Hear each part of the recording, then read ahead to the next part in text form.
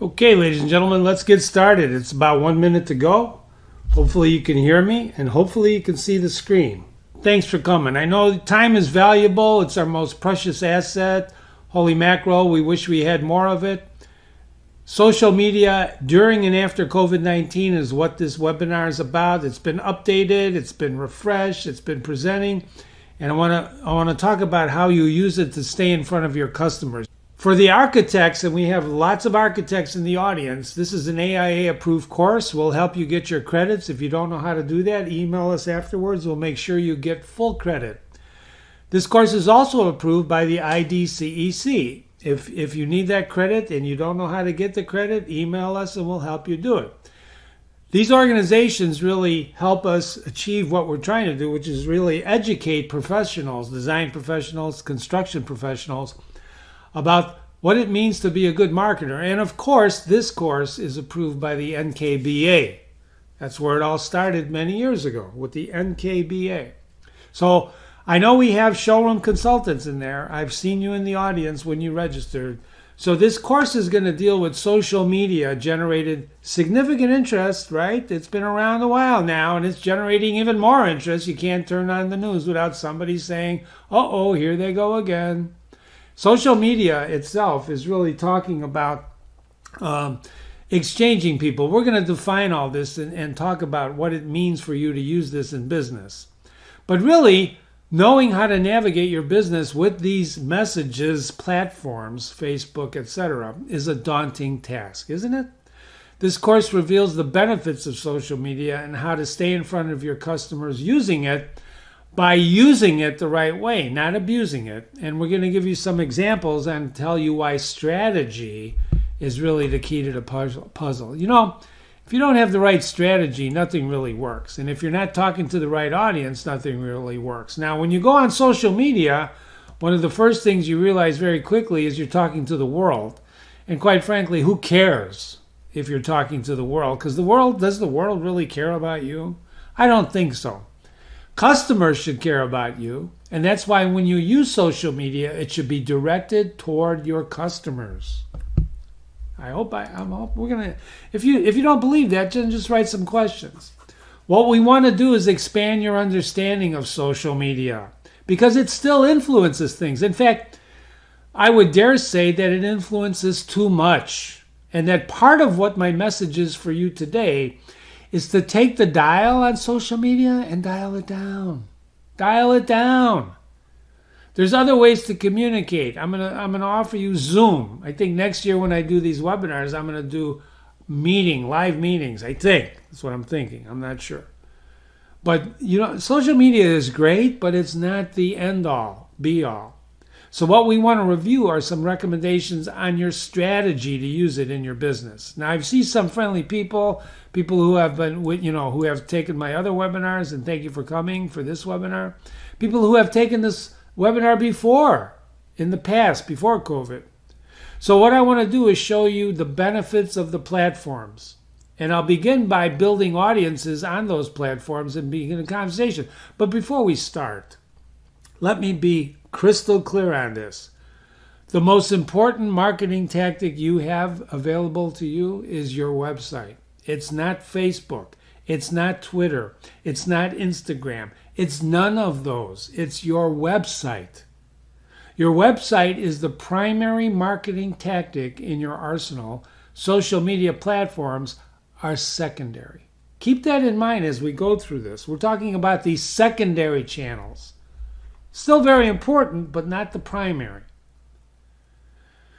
Alfred Lord Tennyson was an English poet, and he wrote, "I will bury myself in myself, and the devil may pipe to his own." Now, what does that mean? That means a lot of times on social media, you're really talking to yourself. You think you're talking to other people. Other people, they see what you write, they see what you post, but you're really talking to yourself. A lot of that is that. And that's okay, but it's really essential in business, but it's essential only if you use it for business. No politics, no opinions about what's going on in the world. And I'm sure you all have opinions, don't you? Let me give you the first hint of many hints that I want to give you today. Keep your opinions off of your business platforms. Should I repeat that? Keep your opinions about the world and what's going on in the world off your business platforms. Business platforms, business social media platforms we're going to talk about are for business. We don't really care. You shouldn't really care what people think about the world events. You can do that on another platform. You want to get personal. But this is business. And how do you use it in your business now? Are you following people? Are people following you? I don't know if you've examined that or if you're just starting. I see some new names in there, people with Gmails and AOL.com. And I'm assuming that you're new people. You don't really have a website yet, perhaps, or you're not skilled in this, or you want to remain anonymous. It really doesn't matter. But what you really want to understand about social media, the first and foremost thing, is to understand how your customers are using it, and if they are using it. Are they using it? Or are you just using it and talking to yourself, like Alfred Lord said, right? Because you have to understand this. Social media isn't business. And I right now, I know two people in the audience who are going to say, well, what do you mean? I sold some things on Facebook from my posts. Yeah. Two things does not a business make. Social media leads to the sale. It's not the sale. It's not the 1995. You want to learn how to use your website for business? Go to Amazon. Go to Home Depot. Go to those big retailers who are humming with their websites and using social media as adjuncts, flanking maneuvers to their websites. So Aristotle, a great Greek guy, said define your terms. Before we define our terms, I want to clear something up immediately. I want to talk about masks for a moment, right? Social media has things called robots, bots, right? You know about bots, right? They're everywhere. They're on your phone. They call your phone. They're spam. They're also on social media. There's great papers on how social media can influence things, including, elections. I'm not going to talk about elections. But social media is a very powerful tool because it's automated and it's got algorithms. But in business, you're doing business with people. So I want you to clear, this is a graphic I just put in here last night. Who do you want to deal with? The masked or the unmasked? And on the internet, and I got a lot of trouble for this too, because I believe in masks, but only to a degree, right? You got to be unmasked. When I call on people, when people call on me, one of the questions today is, after COVID, do you want me to wear a mask? And that's a personal question, right? It's nothing to do with business. My first meeting during COVID, when I first had the meeting, my new client, I said, you want me to wear a mask? He said, absolutely, we want you to wear a mask. I said, I'll wear 2 masks if you want me to. I just want to get out of the office and into your office. It was a great meeting. I bought a thermometer to take my temperature. I wore the mask for 3 hours in that meeting. It was the most, I blogged about it. But yet, when we were done, it was a wonderful experience. Because he said, I can sit at the other end of the table, the president of the company said, and then we can take our masks off. I said, no, the meeting's over, so it's a nice gesture. And it was a terrific client for 2 years. For 2 years. They were just bought by another client.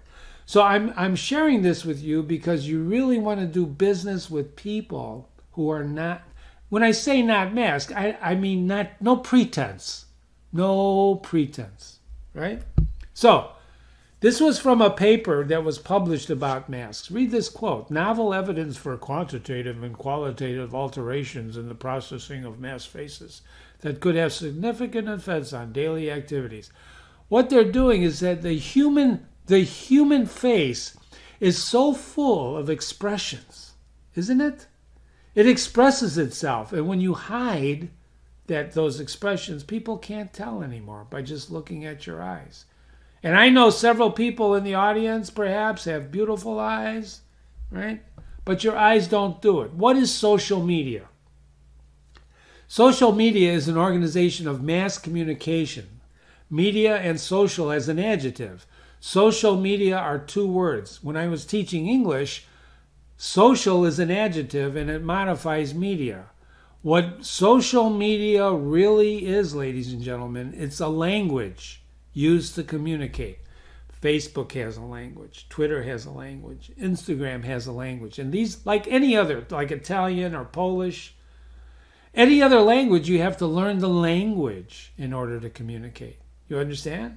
So, if you go to Wikipedia, they list 267 social media channels, social networking. 267.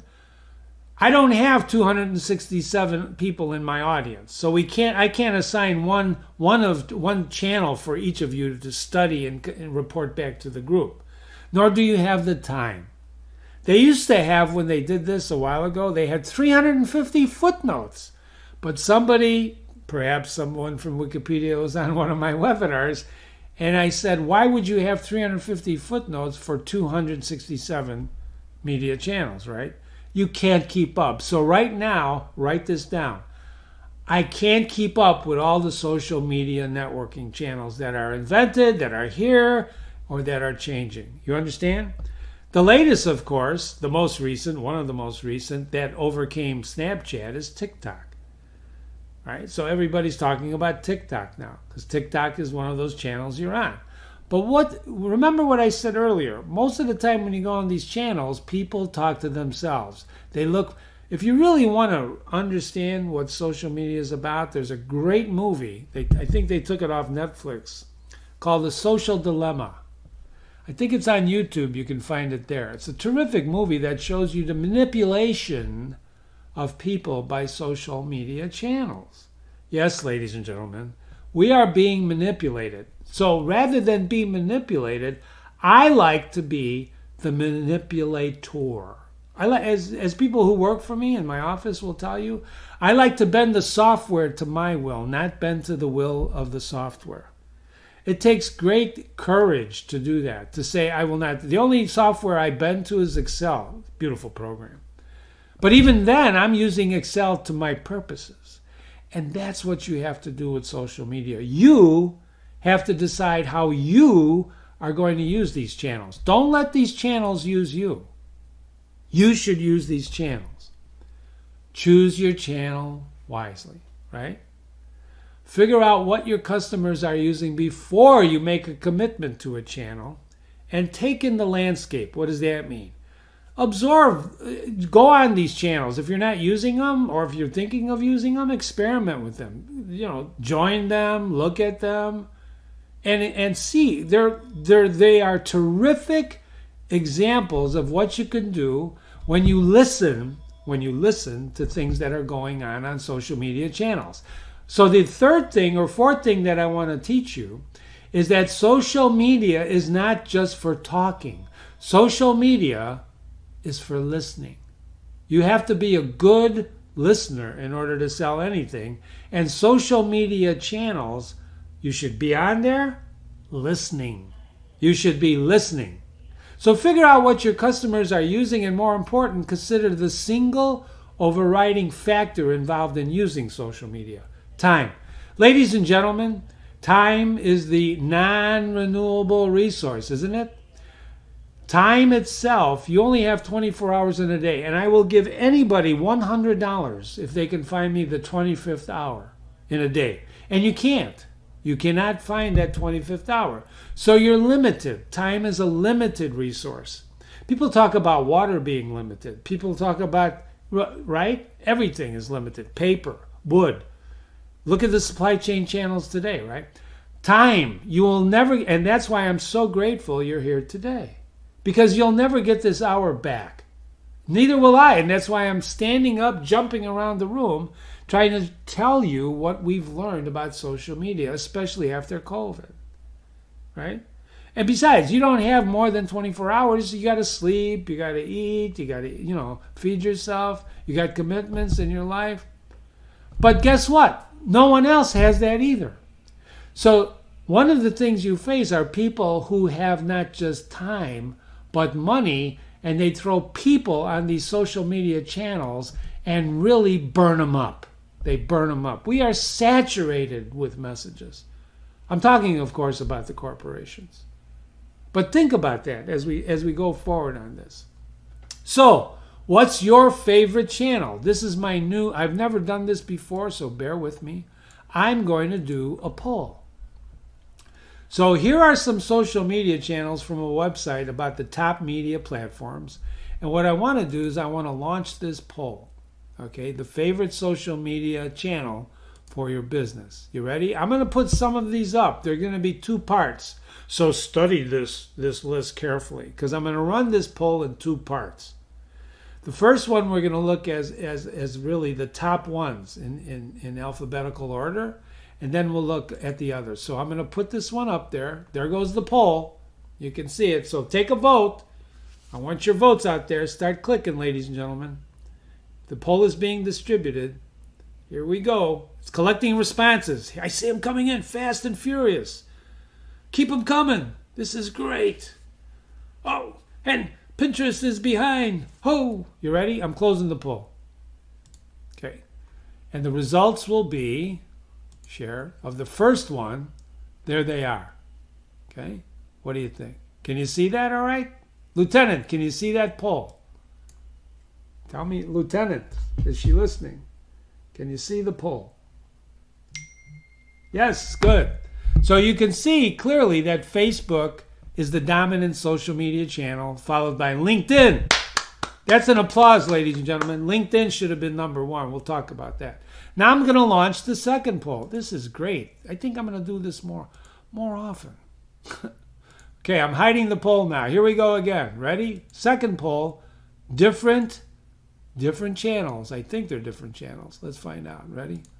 Or is it the same? No, it's the same. I'm closing the poll. Sorry about that, ladies and gentlemen. Okay, so we know Facebook is. Thank you for that participation. That was great. Think about this. Think about this. All right? Not everyone, if you're not on the table, somebody told me this years ago, and I thought about it a lot, and then I thought, this is, well, I want to say BS, right? If you're not at the table, you're on the menu. Somebody told me that many years ago, one of the executives I worked for. He said, Jim, if you're not on the table, you're on the menu.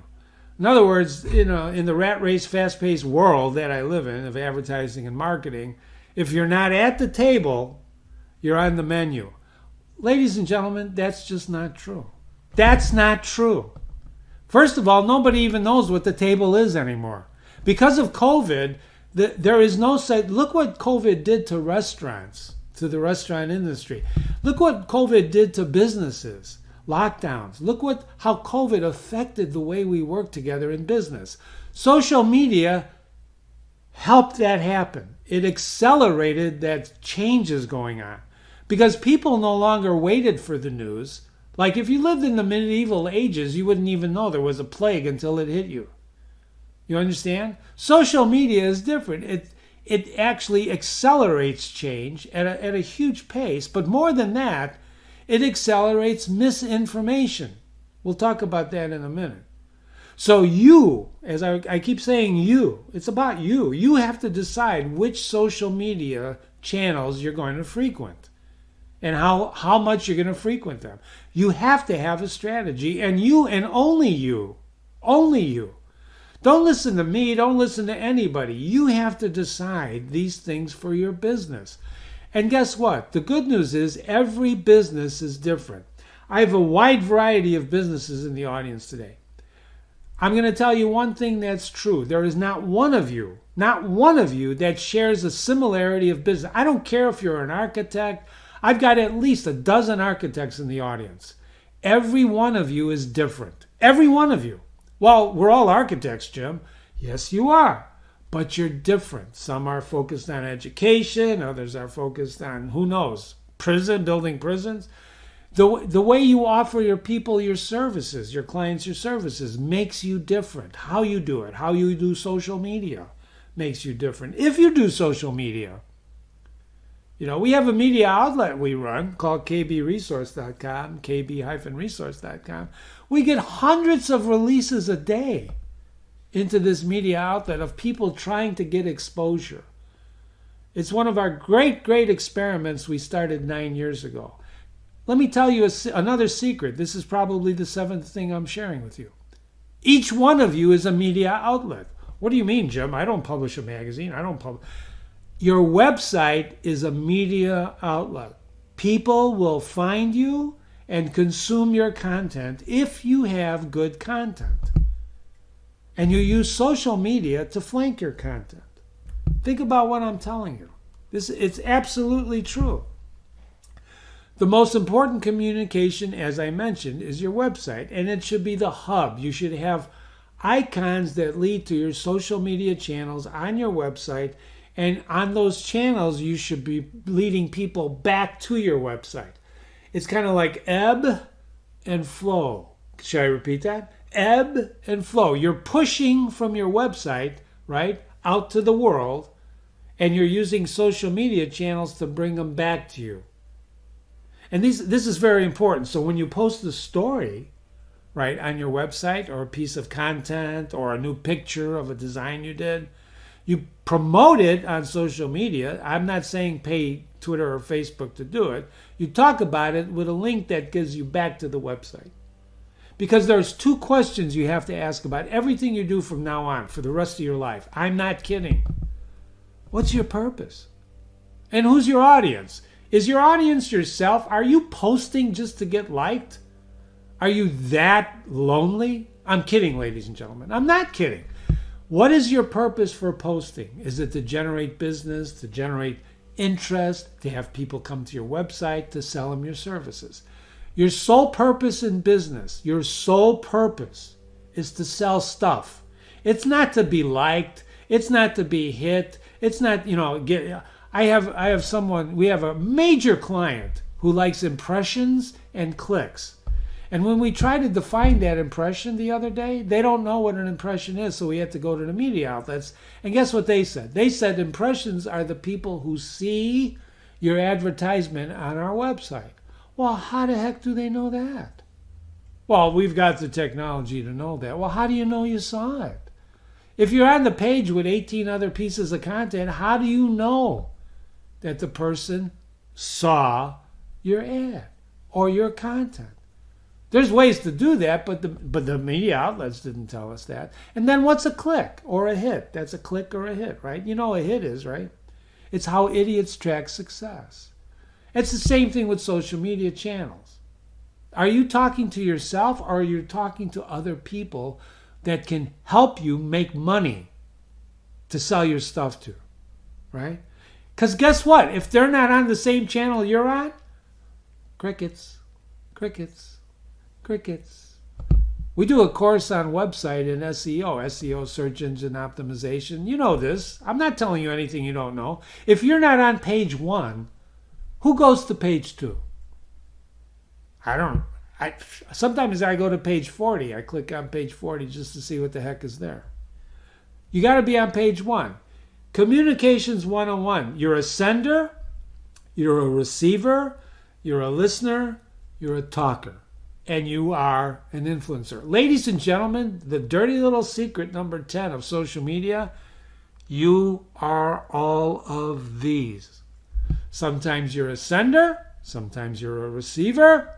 You should always be a listener. Always be a listener. I was talking to my wife the other day, and she's saying, you remember that restaurant we used to go in Woodfield Mall? Because we live in Palatine, we live in Cary, or we did live. Anyway, and it was called Big Bowl. So I said, yeah, Big Bowl, which is a great restaurant, by the way, if you're in Chicago area, Woodfield. And she goes, Bimbos?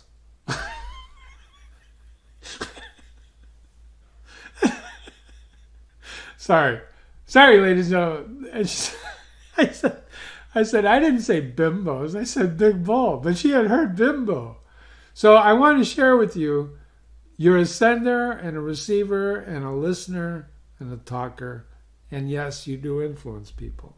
That's very important. Because if everyone's talking, who's listening?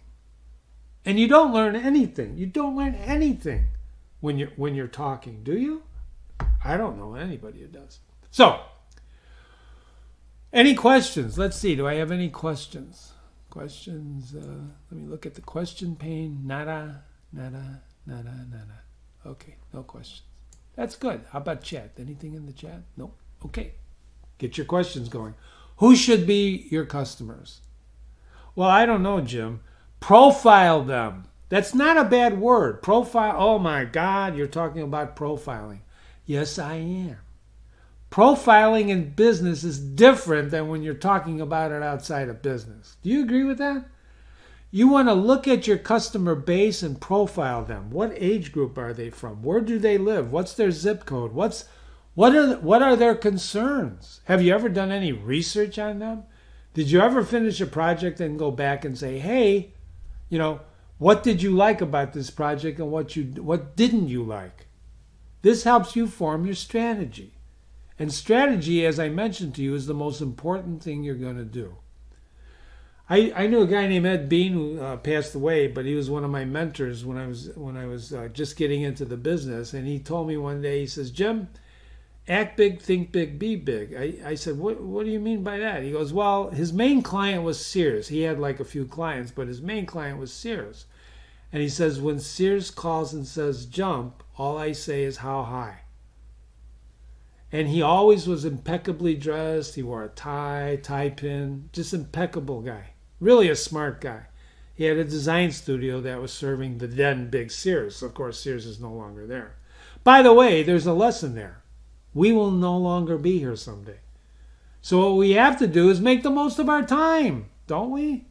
Act big, think big, be big. There's no such thing with the internet as small business anymore. You're all big business. Don't act like a small business. Who's the brand in your market with the most recognition? Have you asked yourself that? If you're a designer, if you're a distributor, if you're a showroom. And are you sure about that? We were talking to someone the other day who was big into specification of lighting for museums. And she said, we are the most preferred lighting for museums. Now, we have many databases at our disposal, so we hopped on one of the construction databases we license, and we looked at who is being specified for lighting in museums. Data is power, and power is data. You need data. That's why I was telling you when you do social media, make sure you listen. Don't just talk. Listen and take notes, right? When we went into this database, this person's lighting product was number 4. It wasn't number 1. It was a far fourth. And when we shared that information with this person, their eyes widened. We were on a Zoom call. And it was an amazing discovery. And they said, where did you get that? I said, well, here's the information. Here's the source. You have to know what you're talking about, because here's the 11th secret of social media. A lot of times people talking on social media, and I better whisper this. I don't want it to get around. Don't know what they're talking about. It's true. It's true. They don't know what they're talking about. They sound like they do, but they don't know what they're talking about. You have to know what you're talking about, especially if you're building your brand. You have to have reliability. You have to have not only reliability, but gain the trust of your people, of your customers. Think about this. The first brand in the brain gets twice the long-term market share, the second twice again, and so on and so on. Sergio Zyman wrote a great book. He was the former head of marketing at Coca-Cola. Read this quote. The sole purpose of marketing is to get more people to buy more of your product and more of your stuff, right? For more money. You don't make any money until you sell stuff. And you can't, right? You cannot sell the stuff until you've gotten people to want it. Well, guess what your website does? It exposes your stuff to people, right? That's the best. And so does social media when it drives it back to your website. When Facebook, you voted in the poll for Facebook. When Facebook was first launched, right? I was dragged kicking and screaming into the digital world, and Facebook was on. But I joined, right? And a client came over one day and said, in Facebook, he says, I wanted to show you the press release, but I posted it on our website on Facebook. And I said, I'm on Facebook. This was in the early years. So I hopped on the computer in the conference room, got onto Facebook. The first thing he said, Jim, you have no friends. I said, well, I do have friends, but I'm not here. This is not why I use Facebook. He says, why are you on Facebook? I said, to get the press release that you posted on Facebook. He was using Facebook. They had made this is a major corporation that had made the decision when Facebook was first launched that they no longer needed a website. Well, guess what happened a year and a half into Facebook? Right? Zuckerberg changed his platform, and all the work that they put into the Facebook disappeared. You are at the mercy of those platforms. You are at the mercy of Instagram. And when they change the rules, you can't do anything about it. That is not true of your website. You control your website. If you have good support, you have good web developers, good programmers, you control your website. They cannot shut you down. They cannot do anything. You're in control of the website, right? So think about what Sergio said and keep that in mind when we're talking about the rest of this course. The example he gave, which is no longer true, by the way, if you take apart the Coca-Cola and you keep its brand name, you can rebuild the company in 5 years because it's such a powerful brand. But if you remove the brand, the company would die in 5 years because over the course of the years, Coca-Cola has come to stand for everything about the company. I can continue reading that, but I'll tell you why that's not true now. Because the internet and COVID and everything else around social media has jeopardized branding. Brands are still important, but have you counted lately the number of brands? In your market sector, well, Jim, I'm an architect, and there's tons of architects that have been displaced because of COVID. You're right. But just because they're displaced doesn't mean they went away. They went to another firm. They started their own firm. Who knows? They went to work for an end user. There's a lot of companies that have architects on staff. What I'm suggesting to you is that brands themselves, there's so many brands now. Study fashion. If you look at fashion today, I cannot keep up with the number of brands out there. It's amazing the number of brands out there. So therefore, branding, while still important, is not the end all. You are the brand. You determine the brand. I see several people in the audience, right, that have beautiful brands. They need exposure and they can dominate, but they're competing against other brands and other new brands that have arrived on the scene out of nowhere and start selling stuff. The shiny new object. Look what I have for you, Mr. Specifier. Well, the way you defeat that is with truth, justice, and the American... No, I'm kidding. Is by putting things on your website that mean things to people. That mean things.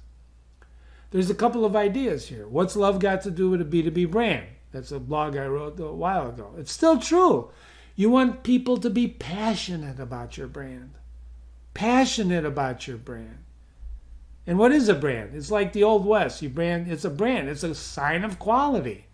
That's what people buy brands. That's why crisis PR is so important. Take Rolex, right? This was a huge brand. Still is a huge brand, right?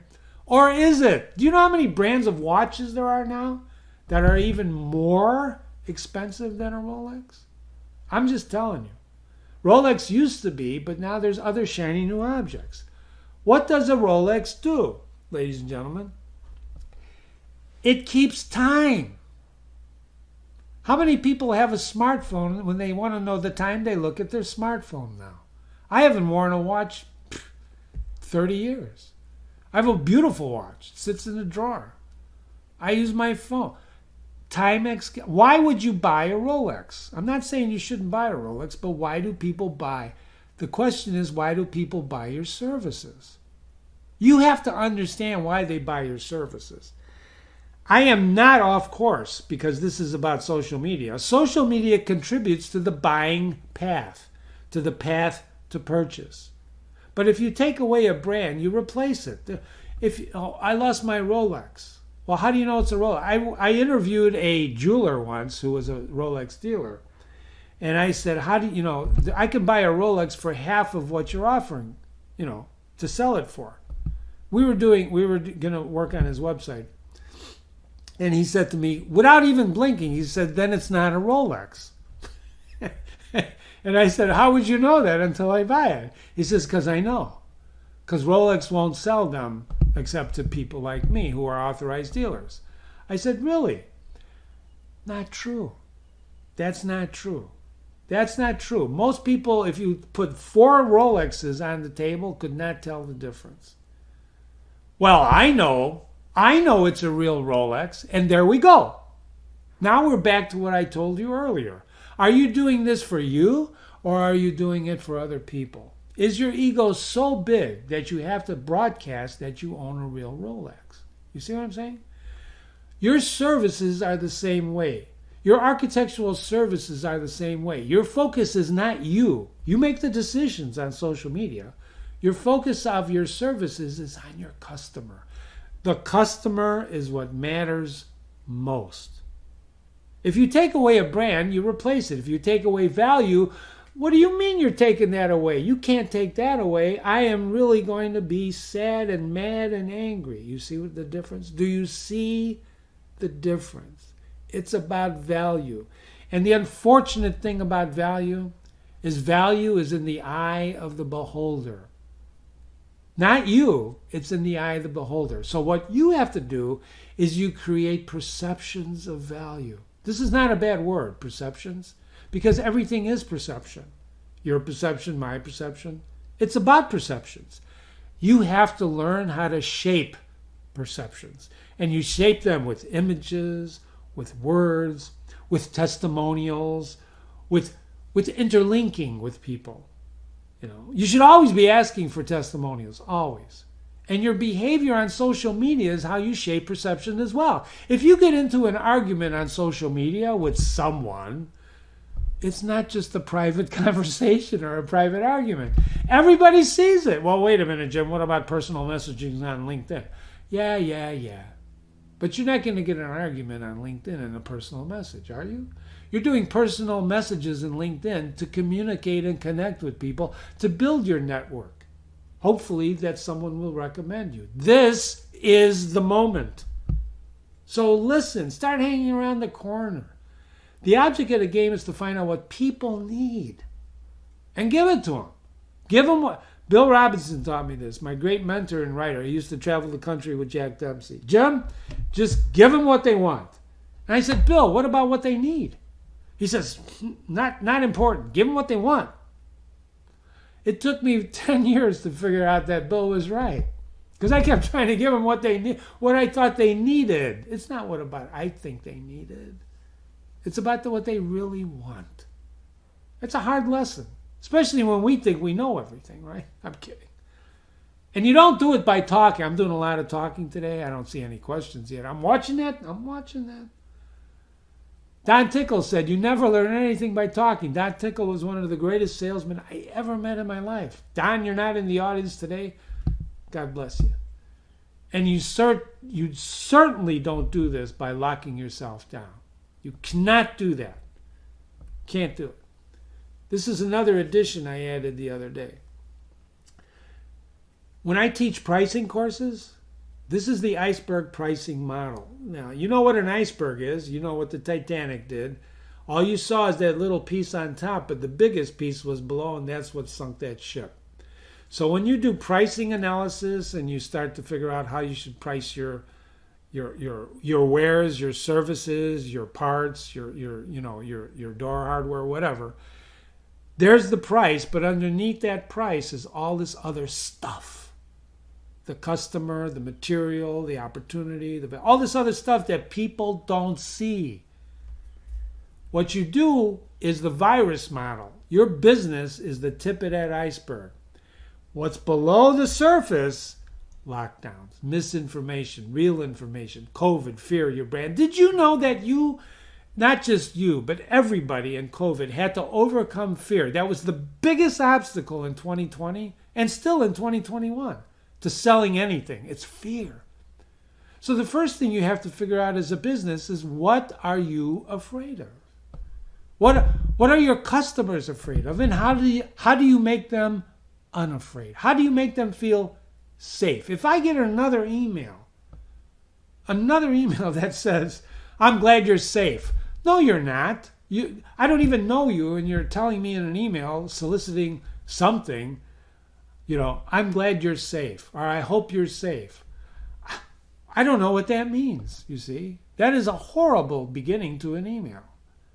But safety is very important, isn't it? So how do you make people feel safe? Well, if I'm Zooming with you, what could be more safer? I'm just asking. I'm not there. I'm here, and you're there. You see what I'm saying? And if you go to a customer, you ask. I know designers in 2020 that were going to their clients holding the mask up, when they meet, and say, do you want me to wear this? And if the client said yes, they put it on. If the client said no, they leave it off. That's the way to do business. That's why I showed you that graphic. There's times for masks, and there's times for not masking. You see what I'm saying? There's no overall way that you have to handle this thing. Because guess what? If you look at information, I am not leaving business. Most business, you saw what happened this weekend? I hope you saw what happened this weekend, right? With the airlines, with Southwest. If you didn't, you better hop online, because I'm saying ignore things in business that's going on in the real world. Unfortunately, some of the things that go on in the world impact your business, like supply chain. But if you look at what happened this weekend with Southwest, it was not because of the weather. I'll let you figure out what happened to cause that major disruption in airline flights this weekend. You can look it up online. Look it up. But read with a careful eye, because the disruption is happening to all our businesses. Imagine for a moment if you were a restaurant. What would you do? Would you tweet about it? Would you tweet, right, that, oh my God, my restaurant has to be locked down. Please come and visit. You know what the restaurants started doing? They started renting space in warehouses so they can actually have deliveries and key points in the city. It was a marvelous reaction to what was going on, to keep selling their stuff. Some things I heard very quickly. TSA security in July, right? Now it's down, now it's up, now it's down. What's going on in your industry today that's different? What is going on, and how do you address it? Trade shows, right? Trade shows. I hear from a lot of people in my business about trade shows. I don't know if they're coming back. They say they're coming back, but I don't think they're coming back. If they come back, they're certainly not going to be like the ones I used to go to and speak at. What is your brand personality? Airlines are developing. The Emirates in 2020 said that they're going to pay for COVID if you get COVID when you travel with them. Think about that. Emirates Airlines, right? Right, you know who they are. They said they would pay, if you get COVID when you travel with us, we will pay for your treatment. How the heck do you avoid that? That makes you feel totally comfortable, doesn't it? Totally safe.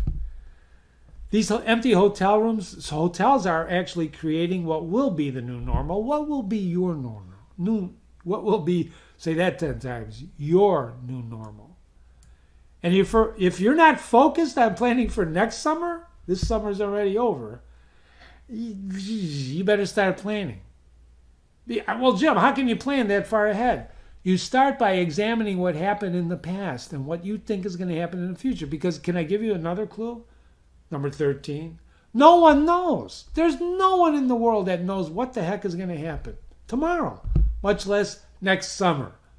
But you can do that by listening to people, by judging their reactions, by finding out from them what they're feeling right now. And then deciding what you want to do about it. What will you do about it? What changes have you made since the outbreak? What worked, what didn't? These are some quotes I did when I was doing interviews in preparation for this webinar, this new webinar on what happened with COVID. Some people, they never stopped.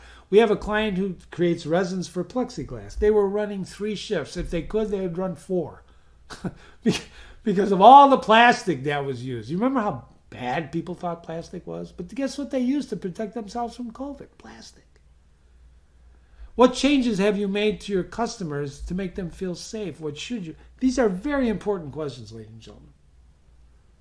We know a ton about our customers from loyalty programs, and we're using that data to refine our digital tools. This was in a webinar I heard on a major retailer. Well, what do you know about your customers? And if you don't run loyalty programs, should you? Why don't you do some customer research and find out what a loyalty program? Let me dare say this. Do loyalty programs even work after COVID? Like a good lawyer, I know the answer to that because we run some of the most successful loyalty programs in the business.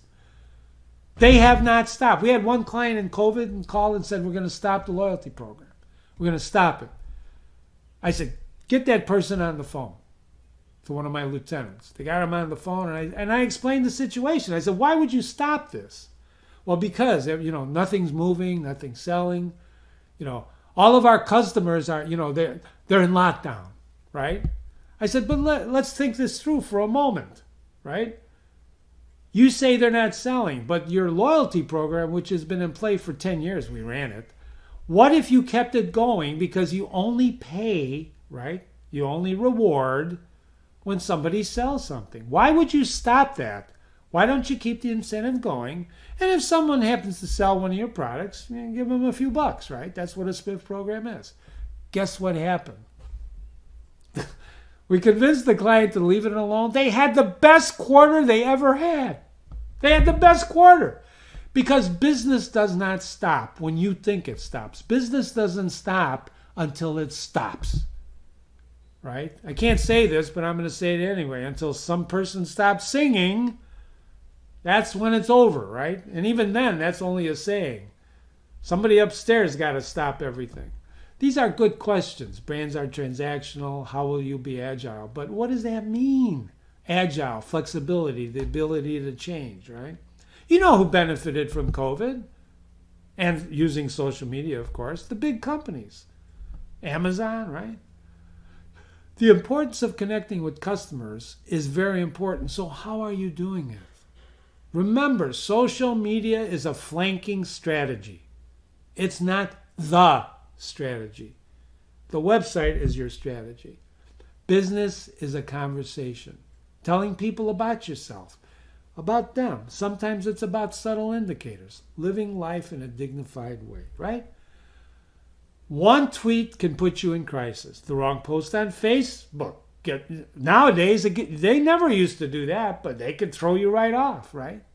They can nullify you. They can't do that to your website. If you overreact to anything nowadays, you put your brand in jeopardy. That's why I told you, stay away from opinions.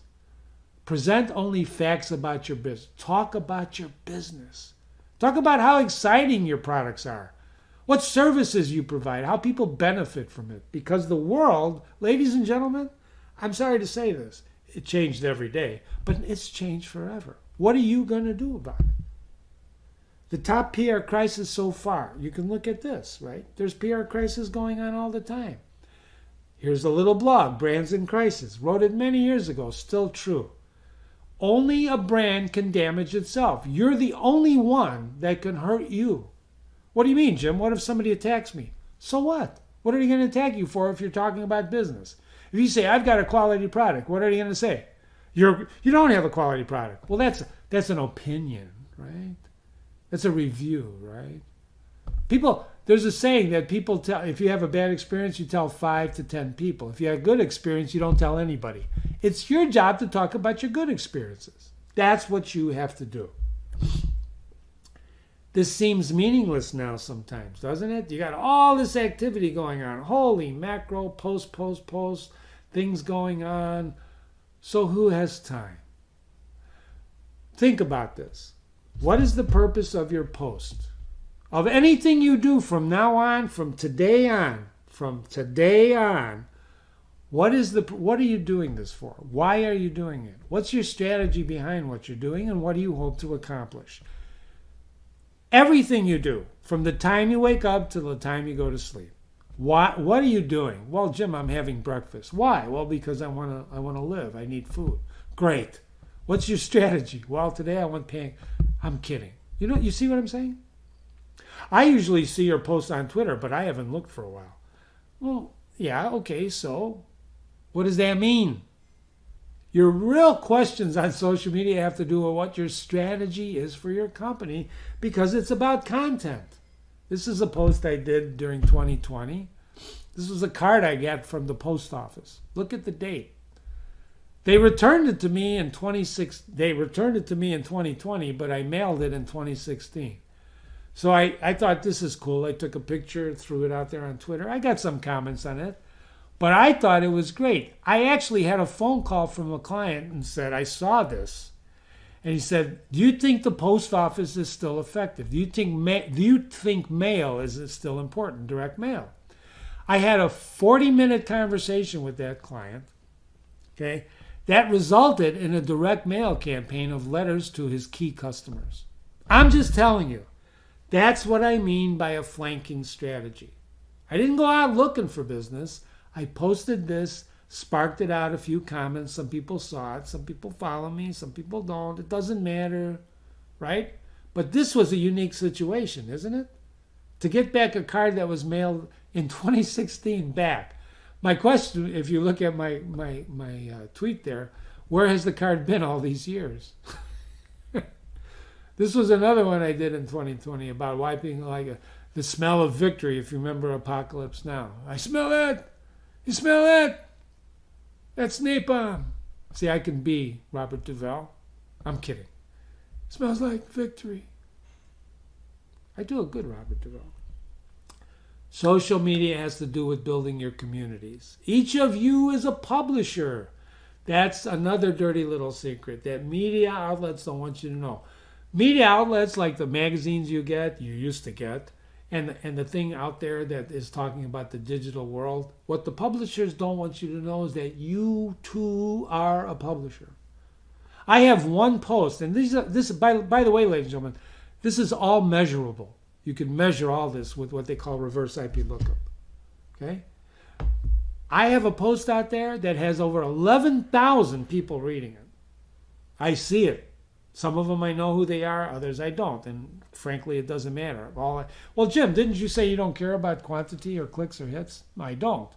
But when 11,000 people read one of my posts, the post I'm referring to, is what you should do when the 7 things you should ask when you lose a pitch. I have lawyers reading that. I have architects reading that. I have people in the audience like you, whoever you are reading that. You may not have read it, but people like you have read it.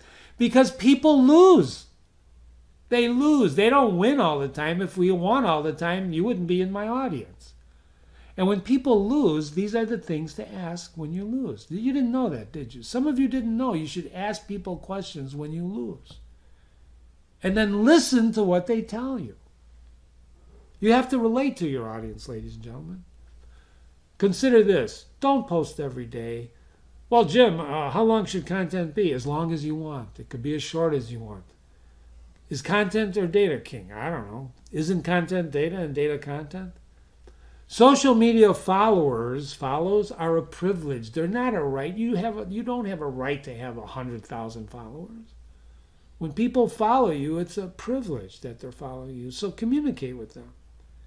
I've had the same amount of followers for the last 5 years. Some go in, some go out, but the number's pretty consistent. And there's nothing new under the sun, is there? So who are you talking to? Learn about earned and paid media. What do consumers get from you that they can't get from other people? Do a customer satisfaction survey and publish the results. You can respond to individual posts today if you want. Create a dialogue, not a monologue. I've been monologuing today. I'm sorry. No, I'm not. That's what you came here for. So, frequency matters. You have to do it often. Not a lot, but often. And there's tools to do this. You can use Social Pilot or other things. Some people use HubSpot. They used to have Google Shortener, but that's not true anymore. So you can use Bitly. The reverse IP lookup company that we use is Upland Leadlander. It's a great company. I recommend you looking at it. But once you begin a gesture, ladies and gentlemen, it's fatal not to carry it through. So let's carry it through. Posting in social media, Social Pilot will show you. This is what reverse IP lookup will look like. They got great dashboards. Here's my Twitter account. There he is, Smiling Jim. and the Twitter bird. And if you go to ASID, like designers do, you can look at who follows them. You can gain contacts like that. You could look at who they follow. This is what's open to you. So if you are on the channels, start using them. If you're not on the channels, join them. Think before you act. This is the most powerful networking tool ever invented, is the internet. Get professional guidance when you need it, and never, ever, ever assume anything, because you know what happens when you assume, right? I don't know if I'm allowed to say that publicly. I have to ask my lieutenants.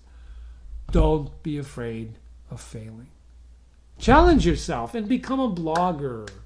Well, wait a minute, Jim. You said to keep my opinions to myself.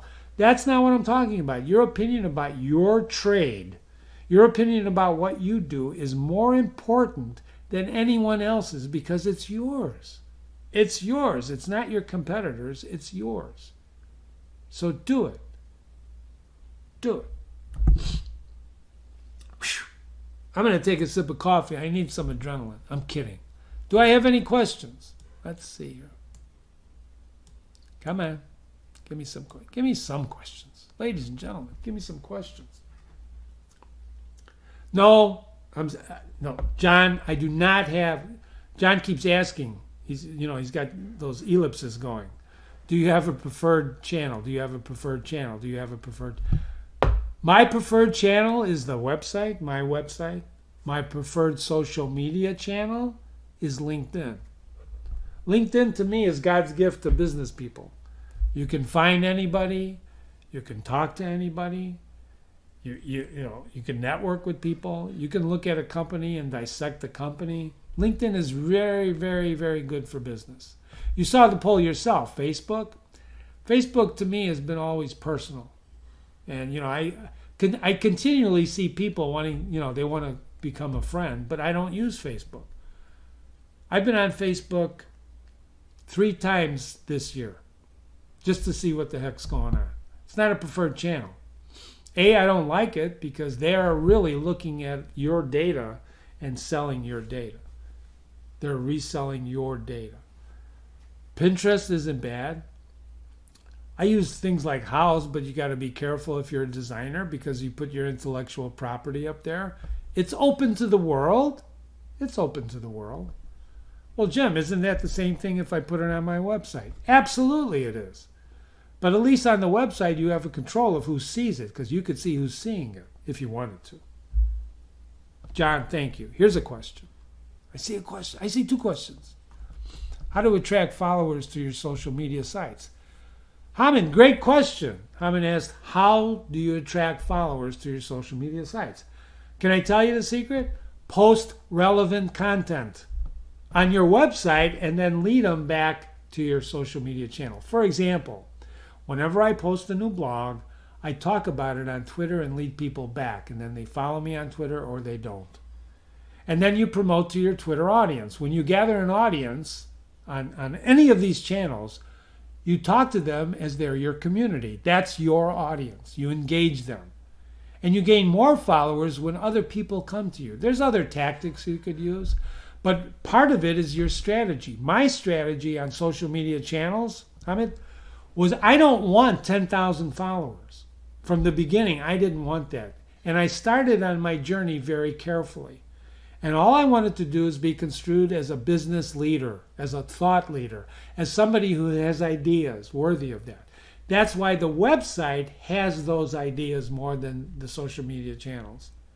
But if you look at my followers on Twitter, Twitter is my mainstay besides LinkedIn. On my networking on LinkedIn with my network of people. Whenever I post anything, I do LinkedIn and Twitter, and then people comment on those channels back that they saw it. Or they go to the website and write a comment. You gain followers by producing relevant content, meaningful content, suggestive content to give your clients ideas. The other way to do it is to follow them. If you want to be followed, some people have that. I'll follow you first, right?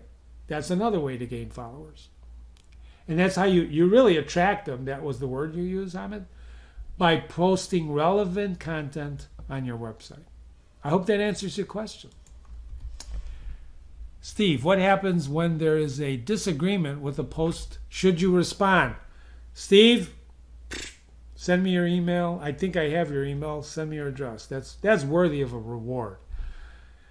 Steve asks, what happens when there is a disagreement with a post? Should you respond? The answer is no.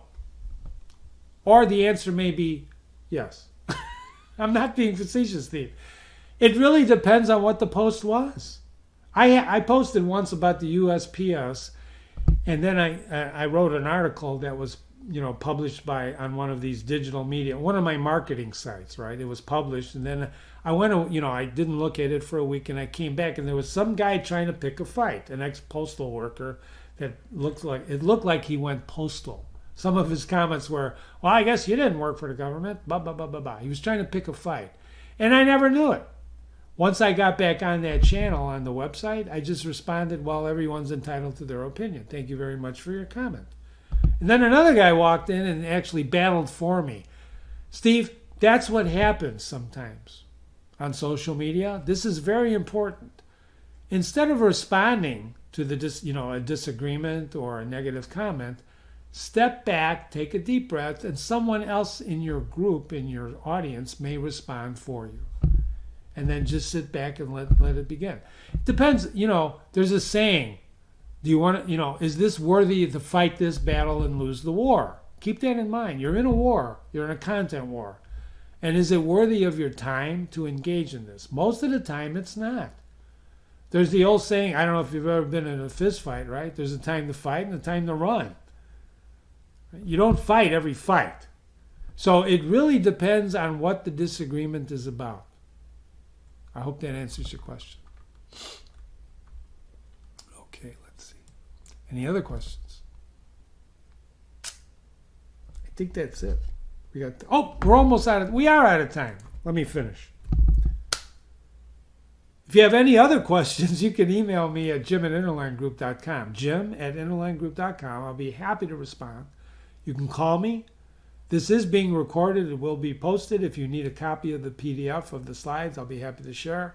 Follow me at InterlineJim on Twitter. The next one is November 9th. It's brand new. It's completely new. It's PR, public relations, staying in front of your customers. I encourage you to consider it. It's posted on our website, the background of it. I redid it all just for you and other people. It's been a while since I covered PR. I love PR. Because PR is what content's all about. Thank you so much for being here. I sincerely appreciate it. Oh, I see one more quick question. Hold on. Oh, it's a thank you. Thank you, Mary, for being in the audience. We really appreciate everyone. And again, good to see some of the friendly faces. Kathy, nice to see you. Peggy, good to see you. And everyone else that I can't name now because I don't have enough time. Thank you very much.